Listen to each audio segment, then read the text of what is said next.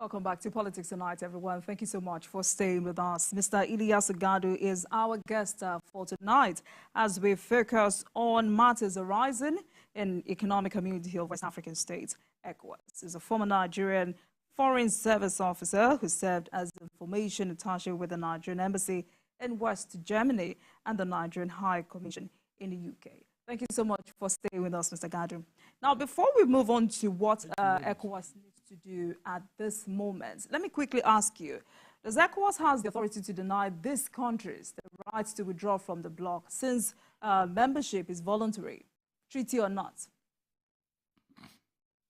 Yeah, but as signatories to the ECOWAS protocol, they are obliged to follow the protocol in terms of how they want to detach themselves from the ECOWAS, because they are signatories to the terms and agreements of ECOWAS, which, as foundation members, they agreed to comply with. So in this particular case, there are protocols, there are procedures for, movement.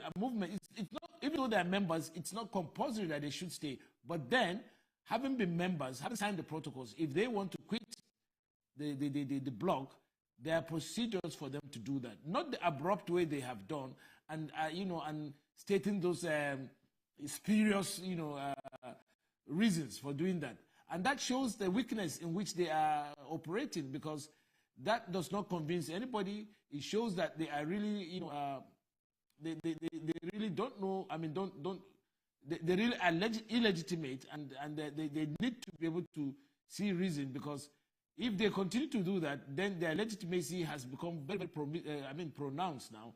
And of course, that means that their credibility and their legitimacy is now called to question, which of course is already, the situation as it is. So they should not, as they say, when you're in a hole, you stop digging. And that's what they're doing, and it's not the proper thing to do. If you want to move out of ECOWAS, fine.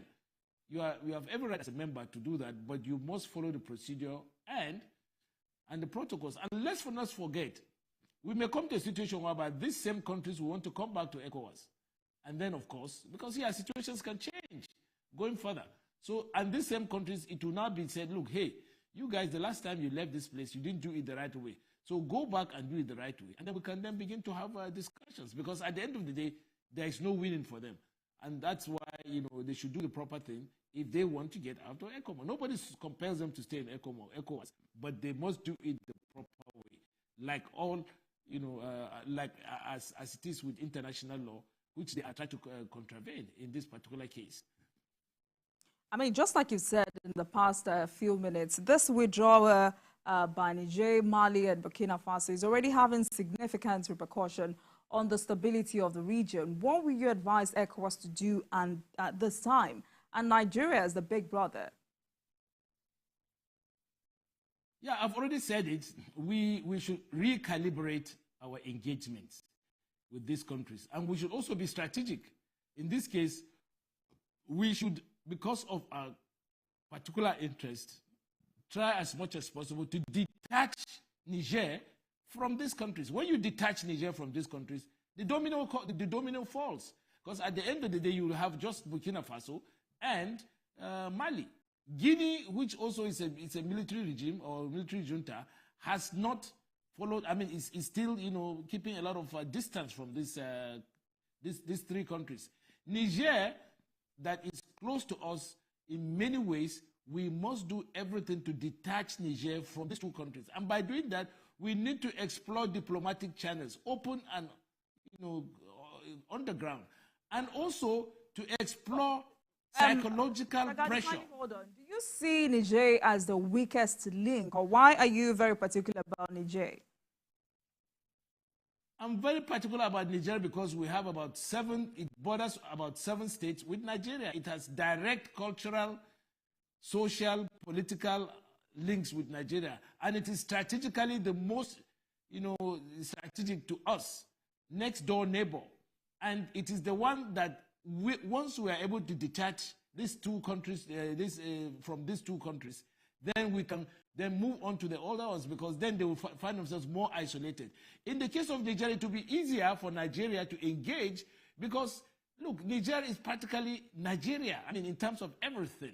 So it will be easier to go into Niger to apply those measures that I'm talking about, diplomatic measures and also psychological measures. I mean, we could, engage them, increase the broadcast of VON and Nigerian media platforms in Hausa, Arabic, and Arabic and French in those countries, explaining directly to the people and groups of Niger the implications of what the military government is doing in a way that is not threatening but effective.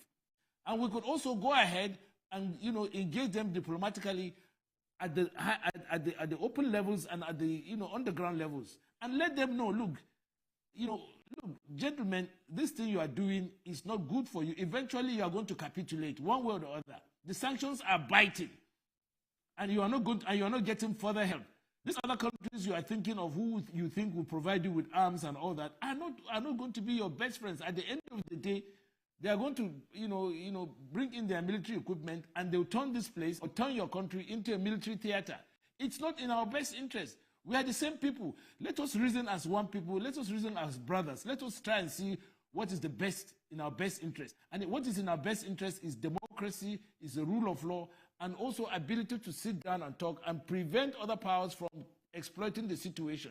Because you kicked the French out and you are bringing another power into the area. That means you have not learned a lot of lessons. So let us make sure that we speak directly to the people of Niger as a way of getting them to sort of put pressure on their government and talk to them in a very skillful and imaginative ways, not through language of threat and language of military confrontation, which, by the way, is going to be a messy and difficult way to carry out this exercise. When we want to put boots on ground, there has to be a lot of logistical considerations, which at the moment I don't think we'll be able to do, because we are also, have our hands full trying to get into, trying to face some of the non-state actors. Before we leave tonight, I'd like us to put these issues into proper perspective. Severally on this program tonight, you've talked about how sanctions are biting harder on the citizens and not on the coup plotters. Are you in any way saying sanctions are not the way forward? No, well, sanctions are not the only way forward. They are one of the ways in which we can engage them. We could, out of sight, under close diplomatic engagements, talk about how hint at lifting some of those sanctions, but with securing compliance with what we want them to do, and that I think will be effective in the sense that as a reward, we will remove this, but we also want something from it, something like a quid pro quo kind of situation, and that can only be effective when you talk away from the limelight, when you can talk frankly, and you talk talk frankly and be able to get concessions between yourselves.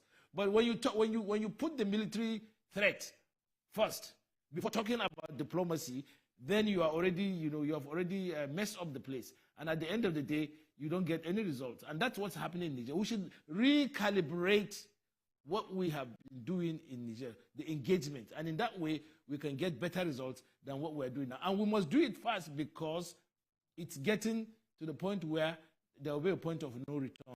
And in their desperatism, these juntas could now move from one dangerous dimension to another dangerous dimension. Already, we have not done enough to be able to cover the grounds.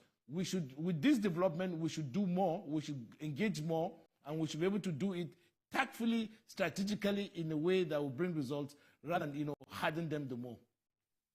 Right, so as we wrap up tonight, what must African leaders do to strengthen democracy, secure its region, and prevent more coups? Well, there should be quality of governance. It's not enough to condemn military governments or military coups when some of these countries themselves are not practicing democracy the way it should. A number of these countries in the West African sub-regions and further in Africa are themselves not democratic. They have, evidently smashed the rule of law they have extended time limits, constitutional time limits. And in the case of Senegal now, we have a situation where even the president of that country, Macky Sall, has suspended or even postponed elections, which are due to take place this year. Now, that is not a recipe for democratic outcomes. So I think, on the one hand, yes, we are condemning the military intervention in some of these African countries and the precipitate action that's gone. On the other hand, we should also, some of the countries that are under civilian administration should not try to tip the scales, because at the end of the day, the situation is razor thin.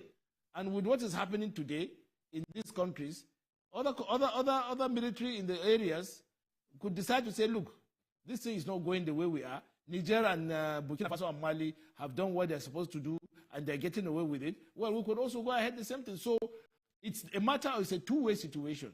While we're condemning these countries for what they're doing, we should also try as much as possible look inwards, do some introspection to find out whether what we are doing as democratic civilian administrations is the right thing as per the democratic practice, so that we do not give incentives to people who are out there also trying to do copycat actions of these countries, and then also do the same thing. I don't wish for that, but then of course vigilance and compliance is what is required in this particular case. Right. Thank you so much for going there, because I was about to take you up on that. Thank you so much. It's been a pleasure speaking with you tonight. Mr. Ilyasu Gado is the former Nigerian Foreign Service Officer. He served as information attaché with the Nigerian Embassy in West Germany and to the Nigerian High Commission in the UK. Thank you so much for joining us, for finding time to join us this evening on Politics Tonight. Thank you so much. Thank you very much for having me. I'm grateful. So perhaps maybe I'll look forward to being an